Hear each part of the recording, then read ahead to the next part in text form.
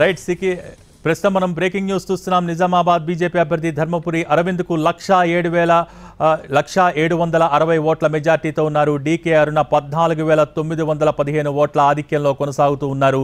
ఇక ఖమ్మం కాంగ్రెస్ ఎంపీ రఘురామ్ రెడ్డి 4,11,219 ఓట్ల మెజార్టీతో ఉన్నారు. బలరాం నాయక్ మహబూబాబాద్ నుంచి 2,98,178 ఓట్ల మెజార్టీతో ఉన్నారు. ఇక భువనగిరి కాంగ్రెస్ ఎంపీ అభ్యర్థి చామల కిరణ్ కుమార్ రెడ్డి 1,53,000 పైచిలకు ఓట్ల మెజార్టీతో ఉన్నారు. మల్లు రవి నాగర్ కర్నూలు నుంచి పోటీ చేశారు. కాంగ్రెస్ తరఫున 69,000 ఓట్ల మెజార్టీతో ఉన్నారు. ఇక పెద్దపల్లి కాంగ్రెస్ ఎంపీ అభ్యర్థి గడ్డం వంశీకి 96,655 ఓట్ల ఆధిక్యం కనబరుస్తూ ఉన్నారు.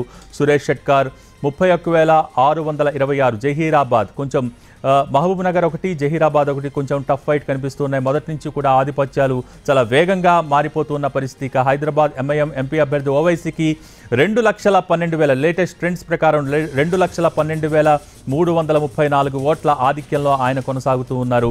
మరోపక్క బీఆర్ఎస్ అసలు ఖాతానే తెరవలేదు. చాలా సర్వే సంస్థలు కూడా చెప్పాయి ఈసారి బీఆర్ఎస్కి కేవలం ఒక స్థానం వచ్చే అవకాశం ఉంది, అసలు రాకపోవచ్చు అని చెప్పారు. దానికి తగ్గట్టుగానే ప్రస్తుతం బీఆర్ఎస్ ఎంపీ స్థానాల్లో ఖాతానే తెరవలేకపోయింది. సో ప్రస్తుతం మనం తెలంగాణకు సంబంధించి లేటెస్ట్ ట్రెండ్స్ మనం చూస్తూ ఉన్నాం. కాంగ్రెస్ 9 చోట్ల, అలాగే కమలం బీజేపీ పార్టీ 7 చోట్ల తమ అభ్యర్థులు ఆధిక్యాన్ని ప్రదర్శిస్తూ ఉన్నారు.